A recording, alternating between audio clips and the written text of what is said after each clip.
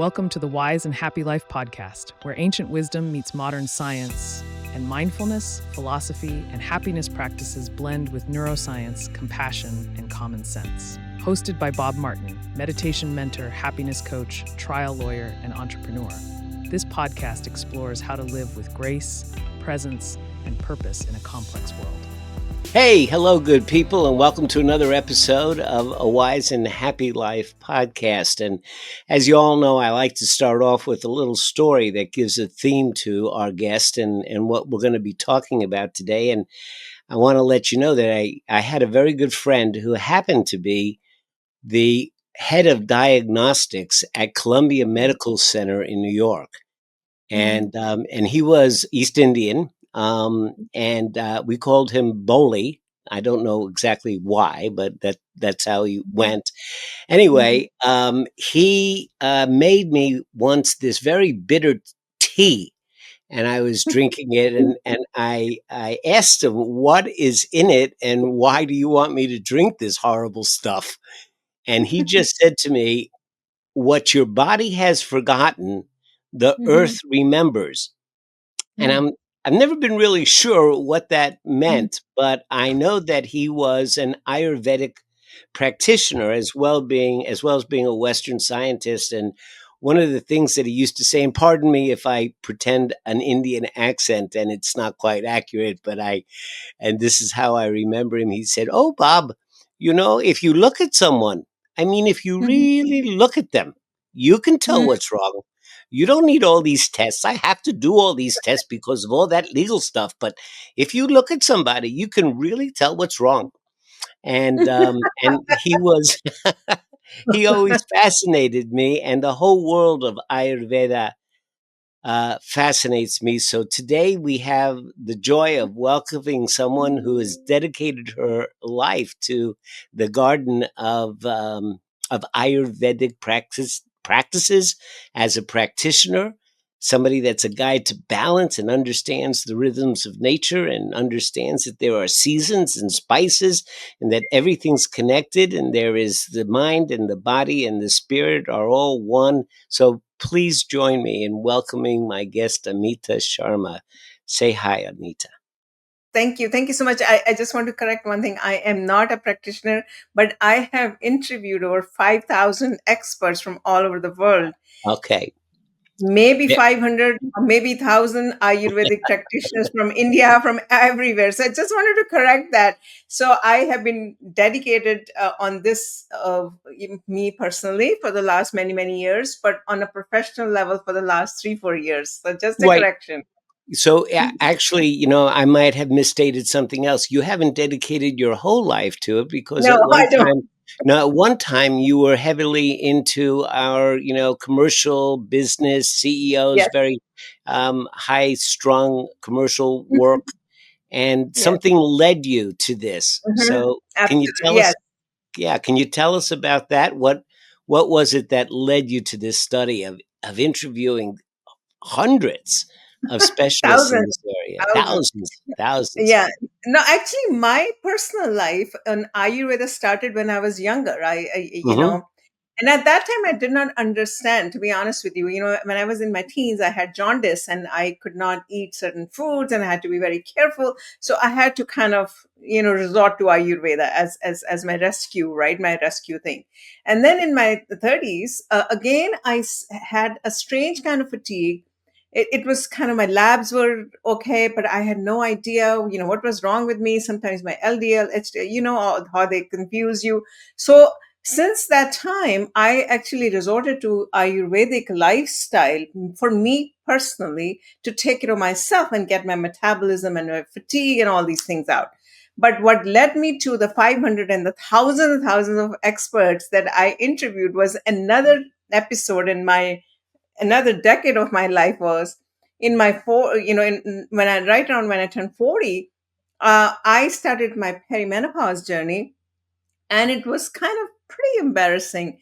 All these strange symptoms that were happening in meetings, and I was in my corporate life, a high-tech life. And that's the time it was so dismissal, unexplainable symptoms, I resorted to Ayurveda. Mm-hmm. And that experience led me to kind of go a little bit deeper understanding. I had brushed, Ayurveda, all these different decades I'm talking about, 20s, 30s, and then 40s. And then I wanted to understand a little bit deeper. And then I said, I can go back to school. I become an Ayurvedic practitioner, in my 40s or whatever the age, right? So I started interviewing a whole bunch of them from India, from actually all over the world for that matter, and started understanding what is it that they're talking about. And it made a lot of sense, and we'll talk about that. So that was Okay. my kind of, yeah. Yeah. So we've been using this word Ayurveda, Hmm. and I imagine there's a bunch of people out there in the audience that are questioning. Well, what are you talking about? What is this? So Hmm. let's just say, can we define it? Can we describe what Hmm. what what the fundamental concept and where did well first it arose in India, yes, Yes, yes. and About 5,000 years back. Yeah. I think there's a name that many people recognize, Deepak Chopra, who was a Yes. great advocate of Uh-huh. Ayurvedic practices and the Hmm. like. So a lot of Hmm. us have heard of him Hmm. and have Yes. read some of his work. Hmm. But fundamentally, what is the proposition? What is it that Ayurvedic suggests? So Ayurveda literally means science of life, right? Veda is Uh-huh. science, and Ayur, Ayur means life, and Veda is science. So it literally means that science of life. And it talks about the life meaning mind, body, soul, spirituality. It's not just the physical part of our body that is the only thing. It encompasses the entire well-being, the metaphysical part as well. That's what Deepak Chopra talks about. I've heard him talk here at in San Francisco, live, and he talks about the metaphysical, and nobody used to understand what the heck he's talking about, but but now we understand. So it has the fundamentally talking about that each and every person is unique from a constitution point of view. Similar things what we talk about the DNA, and it talks about basically two things: that what you inherit, what they call it in Sanskrit is prakriti, mainly what your genetics are, and vikruti is basically your lifestyle, how you treat yourself in the sense of your sleep, your body, your stress, your diet, nutrition, all of that. These two things combine who you are. And then further on within the constitution, it talks about the five elements in the nature. We all know that, fire, water, ether, air, right? And what did I miss? So the five, so everything is composed of these five elements, and it talks about three different constitutions. What it calls is vata, pitta, and kapha, right? Those are the body types, right? Yeah, those are the Yeah. body types. So So let me yeah, just break in there for a second and bring yeah, this into something very practical. My wife yeah, is traditional. Well, we're all getting older, so nobody's as skinny as they were when they were younger. But she was a skinny one, and yeah. she was the kind that if she ate, the moment the food hit her stomach, it immediately just disappeared. On the other hand, I was the kind when I ate anything, it went in and it just blew up and blew me up. So I was one body type. She was a completely different body Mhm, type. And I think what mhm, you're saying is mhm, we cannot look at our relationship with our eating, our habits, the spices we use, mhm, the amount of sleep we get. We can't look at that like we can relate to them in the same way because our mhm, genetics are different. mhm. Yeah, That's what I exactly. think that's what I'm hearing you say. Yes. Mhm, mhm. Yes, Okay. because what we are, what the disposition is when we are born, the genetics, like you talked about your wife, she probably has a better metabolism than you. When I was younger, I was skinny like a stick, myself Mhm. too. But as you get older, you start putting on whatever, like a Yeah. nice, healthy thing. I mean, so I was never fat, but I never skinny. But as you start getting aging, your metabolism also, that's the science Changes. behind it. It changes. Mhm. But Ayurveda is talking about, that's why it talks about two concepts. is and we talk about in Western language as also diet and lifestyle modification. We talked about that, and it relies a lot on these two principles, or what it calls ahara. Ahara means your nutrition, what you're feeding in your body, right? What are you nurturing your body with, all kind of nutrition. And vihara means what kind of lifestyle you're leading, whether you're having a stressful lifestyle, whether you have a sleep issues, or yoga pranayama meditation is all infused into this Ayurveda, right? Yoga and Ayurveda, sister science, actually, if you think about it. If I Mm-hmm. haven't read all the scriptures, but they talk that it's infused together. So it relies heavily on this principles of living in harmony with the nature, following a circadian rhythm, eating according to the seasons, which normally we don't eat, eating fresh foods every single day. We don't need to do that, right? And the interesting thing is, how we in a Western thing, we talk about the rainbow diet, right? To eat Yeah. all the colors, eat all the veggies. Uh-huh, I'm sure uh-huh. you heard Right. about that. Right. Right. And Well, yeah, go ahead, please. so I'm just picking up on something you said. Eat according to the seasons. Hmm. So if we even if from a Western perspective, the Bible has a lot of health and wellness advice in it, and so to Hmm. have these things come out of Scripture certainly is not unique or Hmm. different or weird. But the idea of eating with the seasons, makes me really highlights the idea that we are simply part of a much Hmm. larger system. And Hmm. as the system developed, it Hmm. developed to provide certain things at Hmm. certain times, because if it's hotter, then these things are better to eat. When our body is warmer, when our body's colder, these things are better to eat. And if we Hmm. take notice of the seasons and what are the seasonal foods that come up, Hmm. we would be wiser, I guess, is what you're saying, if we Hmm. noticed that more and paid more attention to it. Yeah, I mean, and then it also, furthermore, it emphasizes, it goes a lot of in detail, actually talks about that when you eat on every single day basis, you should include all the six tastes in your food. Hmm. So you know how the Western, you talk about the rainbow diet, or we're talking about carbs, right, protein and fats. We're talking like that. So every meal should have that. Now this is talking about not in sense of carb, protein, and fats, but it's talking about the different tastes. So when you have different tastes, you are going to include all these everything else, And you're right? talking about salt, bitter, sweet, t- Pungent, astringent, yeah, these kind of, right, salt, bitter, yeah, all these six tastes all have these been things. included. And then the other thing it talks about is very interesting. It has a concept of two concepts.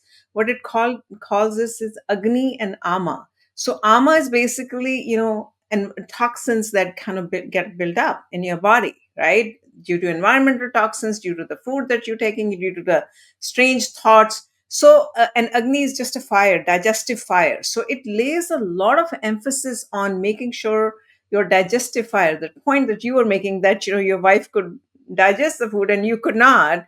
It's actually, the concept is coming on the metabolism and the digestive fire being weak, and it lays a lot of emphasis on that concept of digestive fire, making sure that your digestive fire is in good shape, because it talks about most of the diseases are stemming from your stomach, from that poor digestion.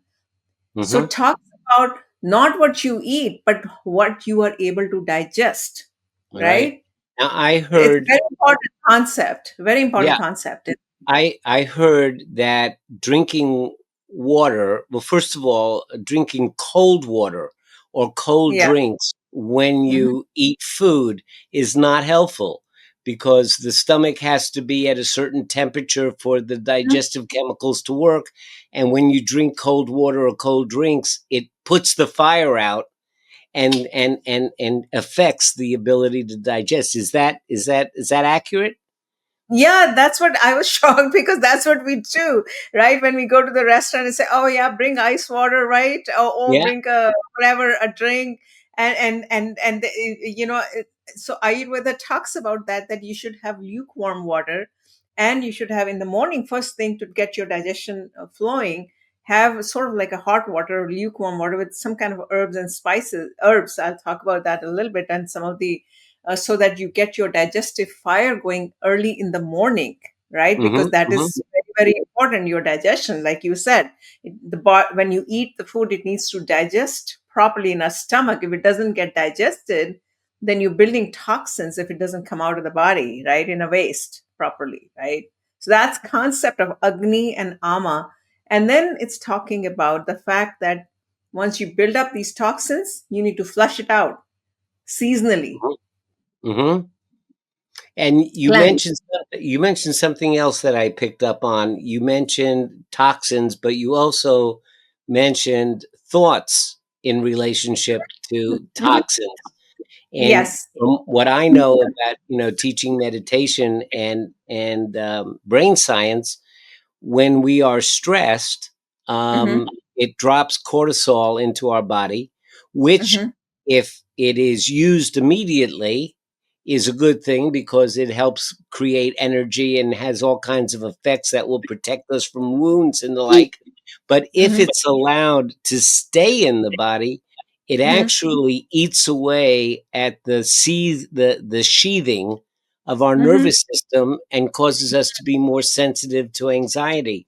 And so it's a Hmm. toxin. So the Mhm. cortisol, if it's not Mhm. burnt up right away, is a toxin, and it is caused by thinking Mhm. thinking about danger and feeling danger. And so I just wanted to not let that go by, Yeah. because toxin, when you think toxin, it's not just physical poison. It's Mhm. also, stinking thinking, so to speak. Yeah, no, you're absolutely right. Like we get so obsessed sometimes, with the negative thoughts, right? Or a Mhm, confrontation, or even childhood trauma someone has gone through, and then you cannot get that out. It's all toxin mhm, inside your mind and body and soul that you need to somehow take it out. And actually talks about that. If you listen to some of the spiritual gurus in India, I follow a few of them who are genuine, and they talk about, when the river is flowing and then the rock is there, the water doesn't go on top of the rock, it goes on the side of the rock. So that's what the life is like a river. So when you're going around it, if some obstacle comes in your way, you go around it. You don't keep banging your head around, on it, in other words, mhm, right? So you mhm, to the same concept what you're talking about is cleansing yourself, thoughts, your body, mind, and soul through mhm, meditation. Like what you teach, meditation, through meditation, through doing some good work. Theory of karma is very important, right? We all, I think, understand the theory of karma now in Western world as well. And also putting the right kind of thoughts in your head. Those are important things. mhm, mhm. And making, sometimes, with the modern world that we live in, I think that one of the fundamental ideas, in Ayurvedic thinking also, is that the modern world is not the best environment for the bodies and minds that we have. We were really kind of designed, whether divinely designed or whether evolutionary designed, but whichever, we were designed for a much simpler Hmm. lifestyle where, we got up in the morning, we went out on the hunt, came back with, ate our food, sat around the fire, told stories, and went to bed. And that's not what life is like anymore. So Hmm. we have to take the time and have the intention to rebalance ourselves, because in the situation that we find ourselves, we naturally would be out of balance. Is that part of it, do you think? Yeah, yeah, no, no, absolutely. So it's talking about, that's exactly what we were talking earlier, the doshas, the constitution. It talks a lot about balancing that, all the constitution, bringing harmony to yourself, mind, body, and soul, and bringing the balance. That's exactly How do you bring balance to yourself using Ayurvedic, different therapies, different principles, different, it has a lot of tools to bring the balance, right? Mm-hmm. So the concepts are exactly what you're talking about, is bringing balance in yourself, in your mind, body, and soul, so that you can function properly, right? As a human, as a human part of it. So that is exactly the concept here. And how do you do that, right? What are the tools? So Yeah. that is How do you right. do that? What are the tools? Exactly. What are the tools? So that is the interesting part. It has a lot of tools. I was amazed that so many tools. So first of all, it's talking about having what it calls it dinacharya, meaning literally it means is daily routine. So it's talking about every single day you have to have some kind of a daily routine for your mind, body, and soul, that you nurture all of your senses, right? We talked, like in the morning, I talked about the tea in the morning, like a warm glass of water with some kind of herbs to get your digestive fluids going. So it calls like a CCF: tea, cumin, carom, and fennel seeds. Basically, you put the seeds, put a little ginger and turmeric, and boil it up and have that. It's like a tea that gets your digestive fire blowing, going, right? Then it That's talks. what Oli must have made for me that day. Oh, really? That's what he made for you? I don't Okay. know, but maybe it was. It It's was not bitter. very bitter. That. Maybe he put something, I don't know, something bitter. I have this every day, and I actually put a little bit dash of honey in it, and I put Uh-huh. a little bit lemon to make it a little, palatable, right? That I don't feel like, Right, oh my right. God, I'm drinking something so bitter in the morning. But then it's talking about cleansing your tongue, sweet, making sure your oral health is good, squishing it with coconut oil. That also has quite a bit of research now. If you put coconut oil in your mouth and squish it, kind of like 2 3 times, and kind of spit it out, you never have to go to the dentist, believe it or not. No cavities, no tar. I'm serious. No, um, that's wild. It's great. And so a daily routine. And so yeah. it goes beyond just that, right? I mean, Oh, yeah, yeah, yeah. It does. So daily routine, meaning you should do some yoga, some breathing exercises, some meditation, and of course eating right. We talked a little bit about the six taste and making sure all of that, right? Then it goes beyond the seasonal routine, what it calls the ritucharya. So we talked a little bit about the seasonal eating according to the seasons, but it has a concept of doing cleansing your mind, body, and soul at least 2 times in a year. mhm. Ayurvedic cleansing. So it's talking about either in the spring or fall, cleansing your mind, body, and soul for at least 2 to 3 days or maybe a week. So that concept is also there because you're cleansing yourself after every important season. So you can do that at home as well. Now, the other things it has, which is a plethora of different therapies, are things like Abhyanga. Abhyanga, what it means is oil massage, right? So it has medicated oils. What they do is they infuse it with herbs, the oils, and then you can lather, you kind of massage yourself every single day. I'm telling you, it is like heaven because you feel so like grounded and calm. I mean, I do that every day to me myself. It's literally nurturing yourself. But typically, in Ayurvedic practices, you can get it done professionally. Then they have a concept of taking care of your like brain here. Other concept of sleep issues, shirodhara. That is also another therapy. What they do is they put medicated oil on your forehead right here. It helps. It again has evidence, and a lot of PubMed studies helps with the sleep, with the stress. You were talking about the cortisols. And then the other big concept in Ayurveda is called panchakarma. I'm sure you've heard of panchakarma. No, No, tell okay. us. Okay, Panchkarma is basically 5 therapies. It's like a deep cleanse of yourself. You need to get it done under a supervision of an Ayurvedic practitioner or a medical or a spa which offers this.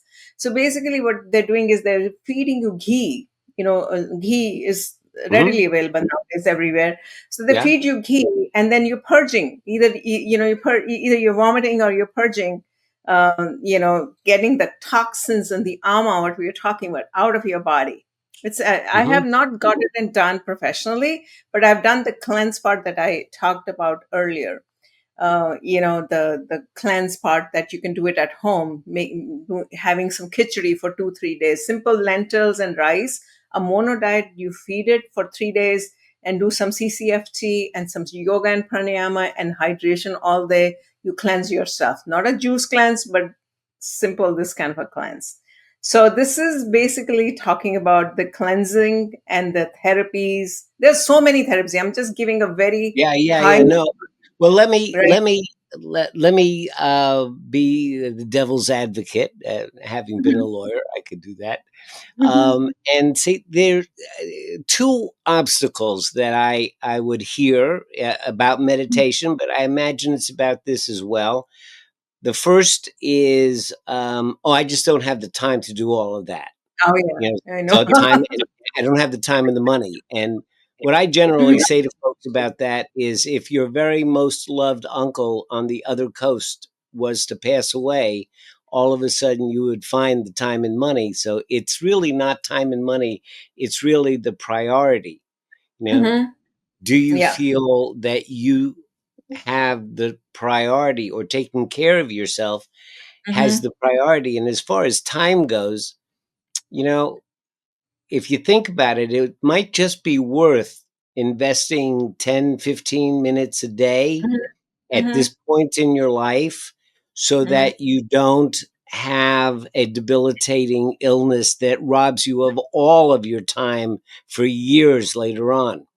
So that's one thing about taking care of yourself. So Mhm. that's the one thing. And then the other thing was, oh my gosh, she's mentioned so many things, and I know. now she says it's only the beginnings, and there's so much more. How could I possibly learn all of this? How could I adopt this? And I'm interested. I'd like to do it, but it seems so overwhelming, such a huge Yeah. thing. But you have an answer to that. You have a website, and you Mhm. have been working to make this accessible Mhm. to folks. So tell us about some of the tools that you've developed to Mhm. make all of this accessible. If this is of interest to someone, where can they go to find out more, and what is the learning curve like? That, I mean, Yeah, no, it's is important, it right? gentle, or is it steep like a mountain? No, no, no, no. It's very gentle. I'm telling you, I'm not an Ayurvedic practitioner. I learned Right, all right, this, right, right, and right, I right. was clueless. I had no clue. If you asked me 4 years back, I just learned it not by myself, but by talking to so many, interviewing Mhm, so many people. So, and I really wanted to do was develop a simple app. So the app is actually designed for women right now, not for men mhm. initially. And it's all focused on women's wellness, starting from the PMS and then PCOS, then goes to perimenopause, menopause, and postmenopause. The reason being is because women's hormonal health journey is so complicated that women need a little bit more help than men do.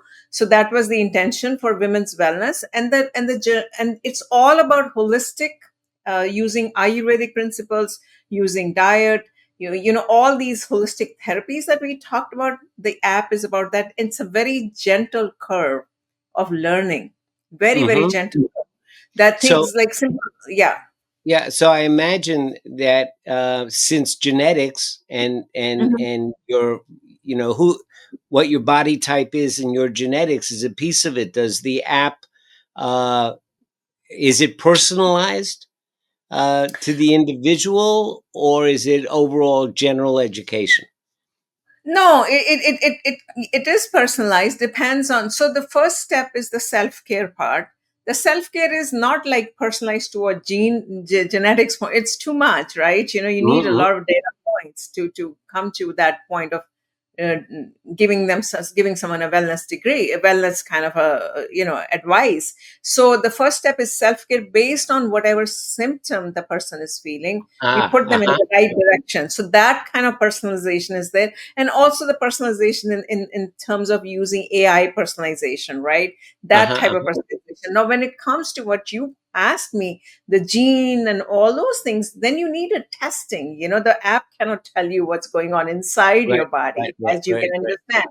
It can only track the markers, what you're going through, what you're feeling, whether all these issues are the symptoms, those kind of things. We So have all the trackers are there. Yes, those are Can you give personalized. me an example of a symptom? Somebody might come to the app, and can you Hmm. give me the idea, an example of like Yeah. a symptom that somebody would be looking for advice on, and what the app will help them discover? Hmm. Yeah, absolutely. So let's say, like I told you earlier, it's for women, right? Yeah, So I typical, understand.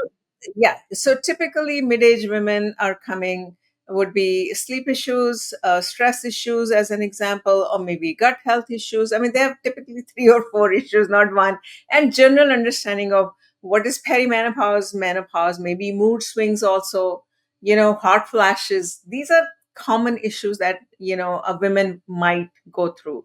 So the way the app is structured is we have over 40 plus self-care programs based on each and every symptom, in addition to a journal program on the perimenopause, menopause, PMS, holistic lifestyle, and Ayurveda, right? So let's Hmm. say if someone wants to learn only about Ayurveda, like you and I are talking about, they can go into that section and learn about Ayurveda. But typically women has all these symptoms and issues, like let's say sleep for an example. Then we have a program, a very sort of like a self-care program initially without the expert intervention.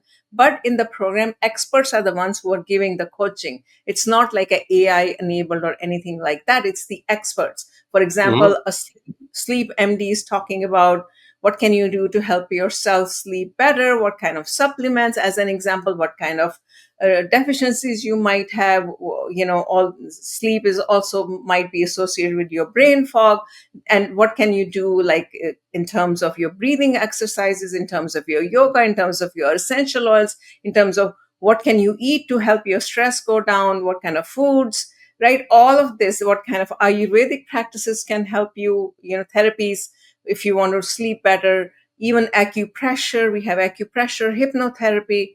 All of this are infused in these self-care programs, right? All these Hmm. holistic therapies. It's not only Ayurveda. I just want to point that out. It's Ayurveda as well as some of the other therapies that have shown research and PubMed studies that can help. So they can go through that. Now, if the woman needs more help, this is self-care, an app. Then we have a network of providers or experts, so to speak, that they can reach out to and say, okay, I need a little bit of hand holding, or I need a little bit more, or maybe something is wrong. Then she can get the testing done. We were talking about that earlier. Or she can also do a one-on-one. Let's say I just need, I don't know, I'm going through a bad mental health issues or anxiety, I need to talk to someone. So these experts are available as an add-on, in addition to the app that I talked about, and that a person can go in and say, okay, I need to add this, and I can add this. Different things can be added.